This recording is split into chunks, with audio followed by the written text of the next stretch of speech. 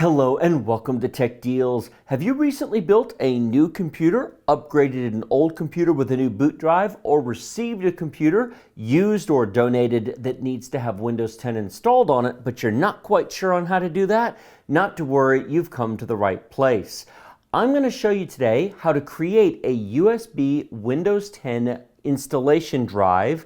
Even if you don't have a copy of Windows at the moment, you can still do so. All you need is an existing working Windows computer. Does not have to be Windows 10, can be Windows 8, can be Windows 7. This still works. You'll need an 8 GB or larger USB thumb drive and maybe an hour or so of time. Now there's going to be some links down in the video description below. This page that you're looking at right now will be linked down there as well. The next page I'll show you in a minute on how you can get inexpensive Windows 10 keys that will activate online with Microsoft. I've done videos on that in the past. Those links will be down in the description below as well. Now, when you set up a new computer, you certainly have the option of ordering a USB Windows 10 license from Amazon for like $100-something. They'll send you a USB thumb drive in the mail. You can install it. That certainly works just fine. It's kind of expensive, but it does work. But if you've got access to a computer, this is much simpler. Now, this page that you see on the screen right here, as I said, linked down below, has two options. You do not want to click the top one. You want to click the one down below it because that's going to download the Windows Media Creation tool. That will create, either on a USB thumb drive or an ISO image that you can burn to a DVD, a Windows 10 installation media. Now, I don't know how many of you still have DVDs anymore. If you do, you can certainly go that route, but we're going to use USB thumb drives because they're a whole lot easier. So first things first, we're going to download that program. The Upgrade Assistant on the top is designed for upgrading an existing computer that you're currently looking at the web browser on. We don't want to do that. Instead, we want to create Windows 10 installation media. We're going to click Download Tool now, and then we'll go ahead and click on the actual download. It says, yes, we do in fact want to run that. At this point, you can close your web browser. We'll minimize it for the moment. Getting a few things ready, this is what comes up first. At this point, you're going to want to install your USB drive into a USB port on your computer, preferably a 3.0 port. It will be much faster. You can see there I've just installed the drive. It came up here asking what to do with it. For now, we're not worried about that. Accept the license. Then this screen pops up. You have to choose what to do. We do not want to upgrade this PC. We want to create an installation media, USB flash drive, DVD, or ISO, for another PC. You have to choose which version of Windows. Normally you can choose the recommended options. If you want to change it, you can choose 32 or 64-bit or both. I recommend 64-bit only. 32-bit's not very well supported anymore. Windows 10 is your only choice, and you can certainly pick your language. For most of you, you can leave that checked. Hit the next button. You'll need at least an 8 GB USB flash drive. Used to be 4, but it doesn't fit in 4 anymore, so you have to have 8 or an ISO file. We'll hit next. Here you can see that external drive that we created before, Removable Drives E. At this point, you can simply hit the next button, and it's going to say getting a few things ready, and it's going to download Windows 10 and create a Windows 10 installation on that USB thumb drive. Depending upon the speed of your internet connection, depending upon the speed of your computer and your thumb drive, that's going to take anywhere from a few minutes to a lot longer than that. But you can let that run safely in the background and go do whatever you need to do. However, I want to take this moment to show you something. This is the sister site to URCDKeys. This particular site is run out of the UK and has a better price than I've offered previously on Windows 10. If you're looking for a Windows 10 Pro key that will activate online with Microsoft, no phone activation, no offline activation, it works perfectly. With the 20% Tech Deals discount code, that's down below as well, just TD20, very, very simple, then you can get this for under $12. That is an amazing price. Now, I know some people ask, wait a minute, Windows 10 Pro, if I go to buy a retail key off of Amazon, that's going to cost me something like $200. How in the world is this possibly $12? Great question, glad you asked. To be completely honest with you, I don't know. I suspect they're China keys.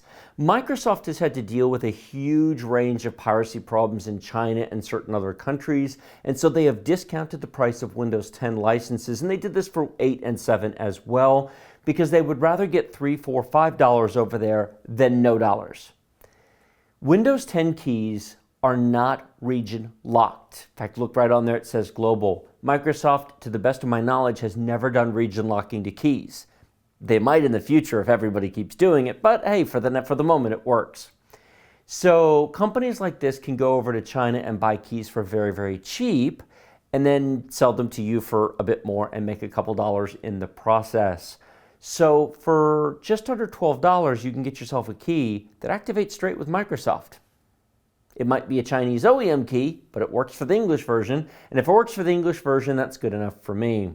If Microsoft has a problem with it, they can send me an email. They know where to find me. But that's where these come from. Here we are with our brand new computer turned on with the USB thumb drive installed.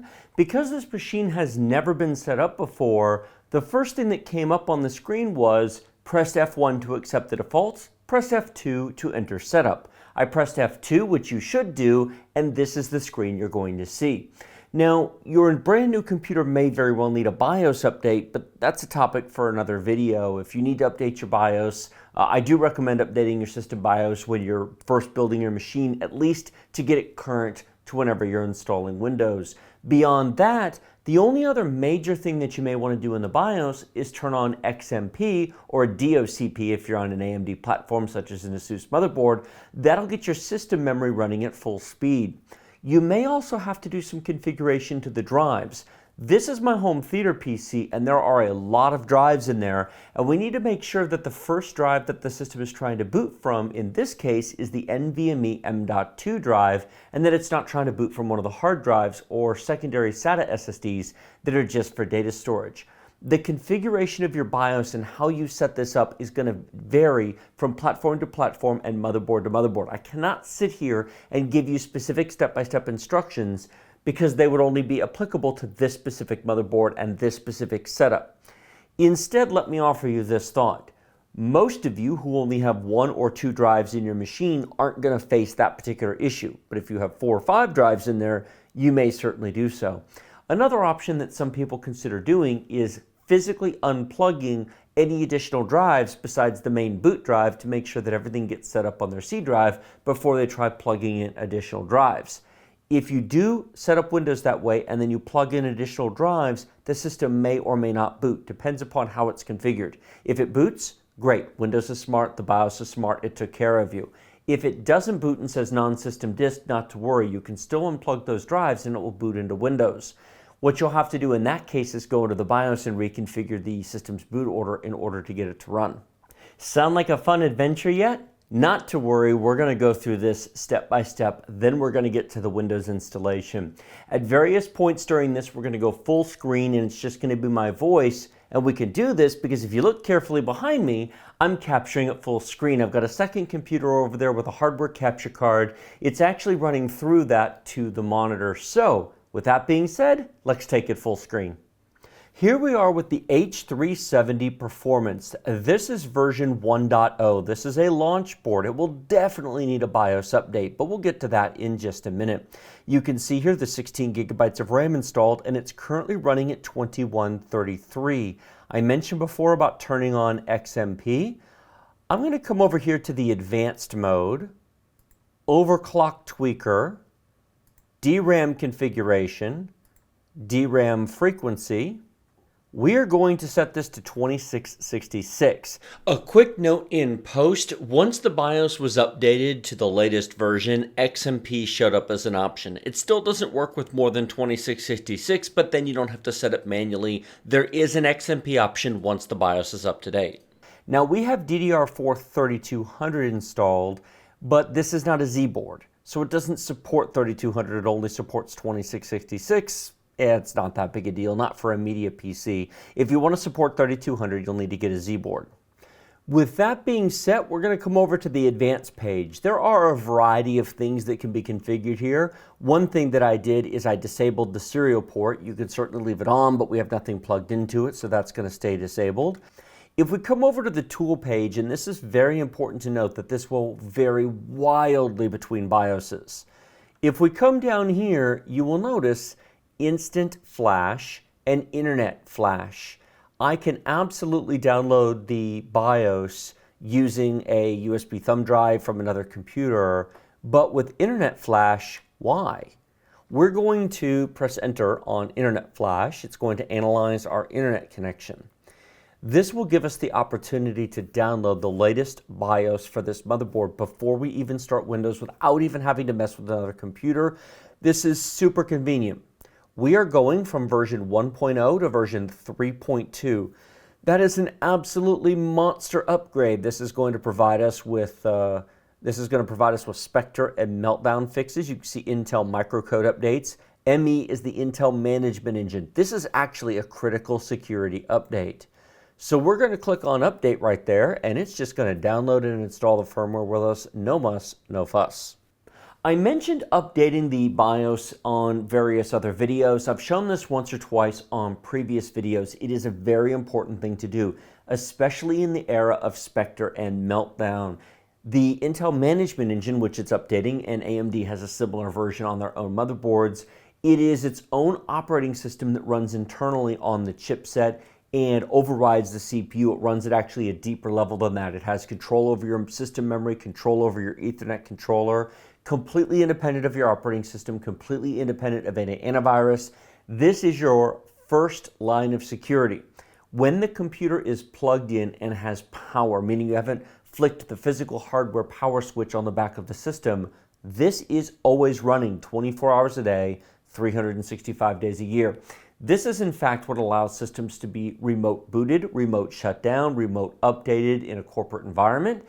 It's what allows the computer to turn on at 3 o'clock in the morning and run Windows Update when you've gone shut down the computer and go, great, my computer's off.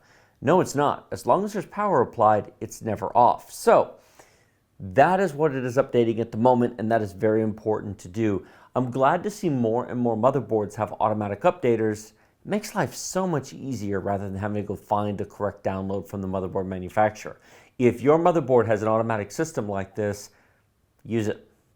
The joys of 4K capture cards and 4K monitors. For those of you curious, this is the $200 4K Scepter monitor that I've previously reviewed on my channel. It's a very, very nice monitor indeed.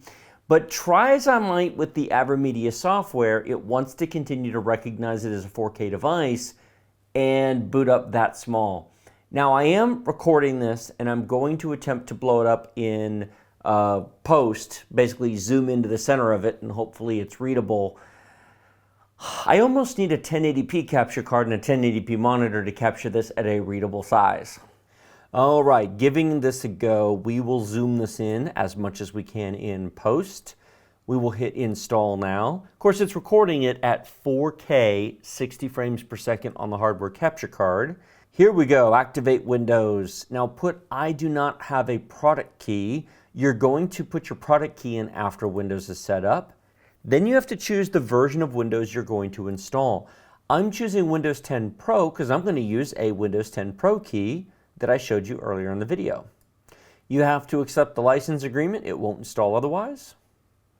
Upgrade or custom. We want to do a custom install. There are going to be a lot of drives and a lot of partitions. How exactly you set this up and what you do here is going to vary depending upon your particular configuration. Notice that this is nearly 4 terabytes. This is actually one of the 4 terabyte drives right here. It's just how Windows measures by base 2 and drive companies measure by base 10. There are small partitions already created here. I don't have any data on any of these drives that matter, so I am going to remove every single partition on all these drives. You should only do this if you're sure that you have no data on any of these drives. It's currently cycling. There we go. We're going to delete this partition here. That's actually the 1 terabyte SSD right there. And we're going to delete that. These drives, of course, came out of other machines. They've previously been used and partitioned, but there's nothing on here I care about. And there we go. All of the partitions have been removed. Everything shows unallocated space. 0, 1, 2, 3, 4, 5, 6, 7, 8, 9. That is a lot of drives. Now you will see here are the 4 4-terabyte drives. Here is the 1 terabyte SSD. That's the Western Digital Blue. Coming down here, you can see the 80, the pair of 120s, and the 240 gig SSD plugged into the controller card that we added to the machine. And then finally, all the way down at drive 9, and just the way NVMe works, it initializes last. This is the Intel 660p. You don't have to create partitions on your other drives. You simply have to click that, and then we will hit next. At this point, Windows is going to create whatever partitions are required to get the system booting. It'll set up the drive that you want Windows on. It's going to set it up as the C drive. It's currently taking a second. It's probably checking for interdependencies here between the drives. And now it's actually going to install Windows. I'm not going to make you watch this. It'll take however long it takes depending upon the speed of your drive and the speed of your USB thumb drive. When this is done, it's going to automatically reboot and continue booting from the NVMe boot SSD. Once this reboots, remove the USB thumb drive, and then you're good to go. 1 minute into the install from when it said getting files ready, we are at 30% copied already. 3 minutes to completion is not bad. I just have to say, just over 3 minutes to go from copying files to installing features, and it's already into updates. Windows is so much easier to install than it used to be. This really has gotten, compared to the days of Windows XP and needing a 3.5-inch floppy disk to install some driver to make your drive detectable or make some utility or some piece of the system work on boot up, this is a million times easier. You could sideload and you could create custom ISOs, and they certainly worked well enough back then, but this is just a much, much nicer experience. I can criticize Microsoft for a lot of things. There's plenty to criticize them for. The ease of installation of Windows 10 is not one of them. I commented earlier on the whole 4K thing. I may have to give Windows credit here. It appears to have auto-adjusted its own resolution and created the zoomed-in aspect. So now we're going to go full screen and continue. Let's start with region. Is this right? Yes, it is. We are in the United States of America. Keyboard right? Yep, we are US. We're not going to add a second keyboard layout. Sequence shortened to make this whole install setup process shorter because I've shown it 100 times. Put in your information, accept the defaults, take Cortana or don't, choose your privacy settings or don't, and then you're going to end up at the Windows desktop. Coming full screen, you can see here driver installation module is using a good chunk of the CPU. Well, it was in any case. If we sort it by CPU, there you go. You can see drive.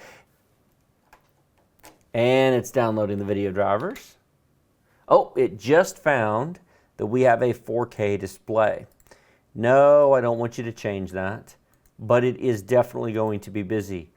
I'm going to bring up display settings because that's completely unreadable. We're going to switch back to 200%. This is a 4K monitor. It's a 27-inch 4K monitor. At 200% scaling, it's the same text size as 1080p, but very, very sharp. There's a lot going on here. There's the Windows Store and Windows updates are running. When you first get a system up and running, and Windows first touches the internet, oh, Sound Blaster's downloading it because this does have Sound Blaster Cinema on there. Of course, restart required. So there's a lot going on over here. If we come down here and click on that, searching for display driver. I'm tempted to just let it run for a minute because there's a lot of other things going on. It's calmed down, so we're going to go ahead and restart the system now. Windows is very good about giving you the desktop very quickly. As soon as the network driver was installed, a lot of stuff started happening. Display drivers, audio drivers, system updates.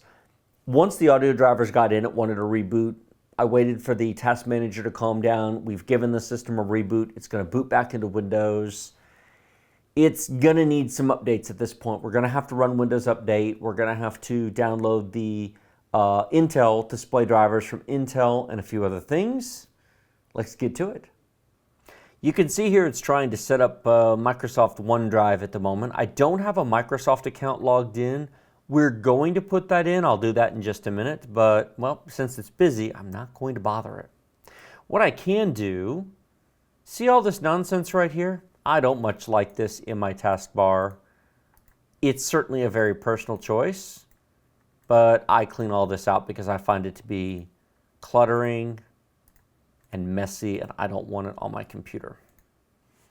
With Windows somewhat calmed down, we're now going to run Windows Update. This is just a process you got to go through. Once this is done, it will definitely need a reboot, and then we will proceed with installing the display drivers and activating Windows.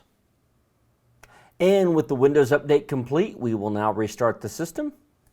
We are now back into Windows. First things first, Windows display drivers.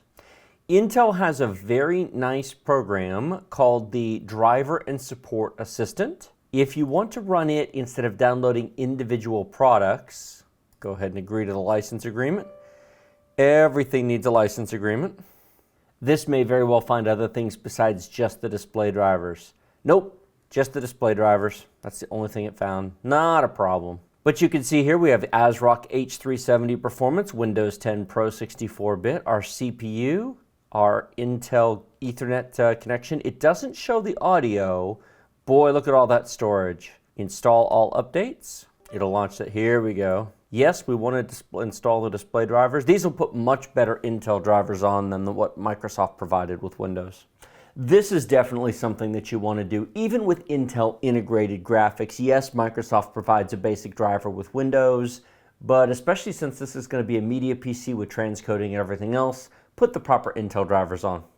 The other thing that this will do is make sure that the Intel audio is working correctly. Now, we have audio, the Realtek ALC1220 on the motherboard. I won't be using it at all. In fact, it might as well not be there because everything's going to be coming out of the HDMI audio out. This computer is actually going to be plugged into a television, and so all the audio goes out that way. And of course, it wants a reboot. With Windows fully up to date, you may notice something interesting. You need to activate Windows before you can personalize your PC. Well, not a problem. Let's go buy ourselves the code. Coming over here to the URCDKey website, linked down in the video description below, we are going to add one to our shopping cart. Here we are at $14.68. We don't want to pay that. We're going to type in TD20 and we're going to click apply, and that's going to give us a 20% discount down to $11.74. Now I'm going to cut out the actual purchase process here, but you do get the key instantly. They do accept PayPal. And it's as easy as that. In about 10 seconds, it'll take us to our order page and show us our product key. I'm going to show you where to put that here into Windows. In Settings, in the control panel, under Systems and Update, under Update and Security, there's a tab called Activation. Click on that and you'll see this page. Windows is not activated. Click on Change Product Key, and at this point you can paste your key in, hit Next. Do you want to activate Windows? Yes, we do. Give it 4 or 5 seconds, about that long. Windows is activated with a digital license linked to your Microsoft account. And it really is that easy. Windows at this point is up to date and ready to use. Any further customization or options you might use are specific to your system.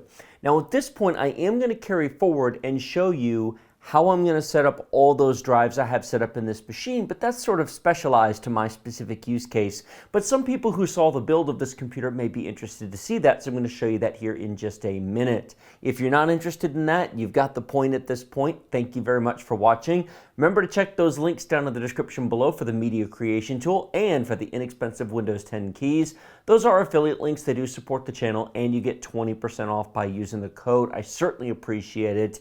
The build of this computer, the overview of it, will also be down there, as well as my social media.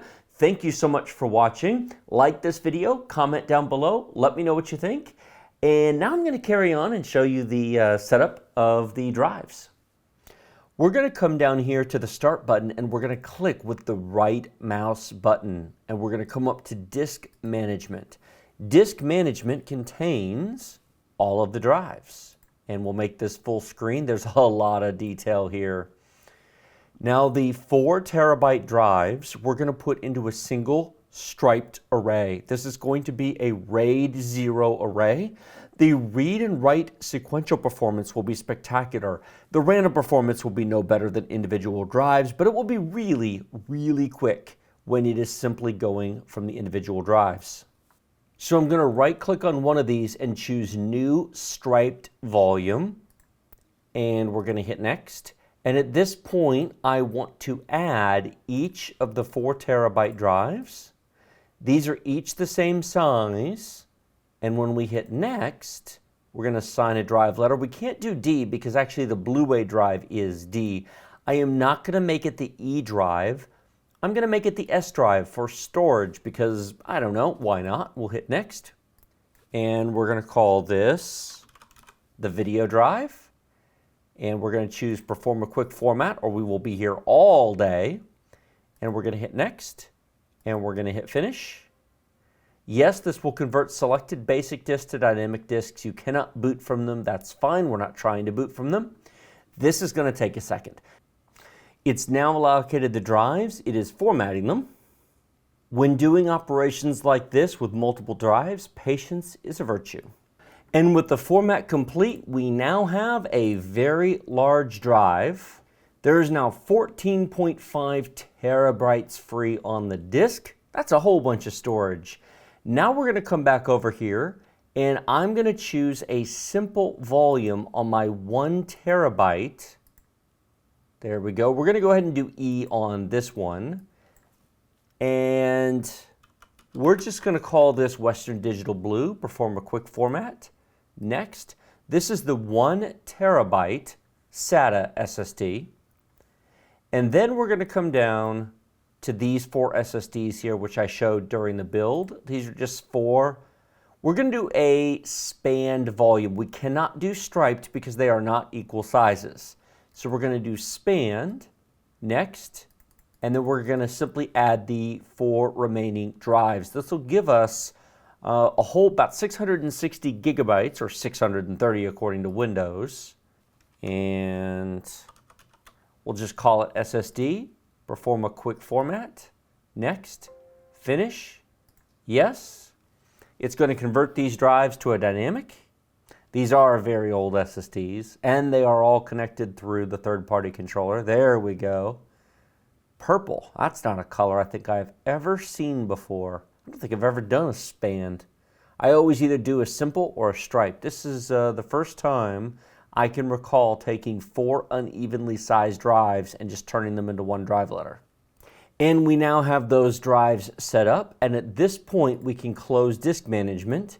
We can open up File Explorer, come over to this PC. You can see our boot SSD, our Western Digital Blue 1 terabyte, our strange collection of old SSDs here, and then our 4 terabyte drives. Thank you all so much for watching this longer than I probably intended to be video. Hopefully you found it interesting, fun, informative, or just maybe it put you to sleep. I don't know which. Like this video if you like it, share it with your friends if you love it. Remember to subscribe to the channel with the big huge red button directly below. Questions, comments, thoughts, feedback, suggestions, that's what the comment section is for. I don't answer everybody, but I do read them all. Links in the video description below. Thank you all so much for watching. I will see you next time.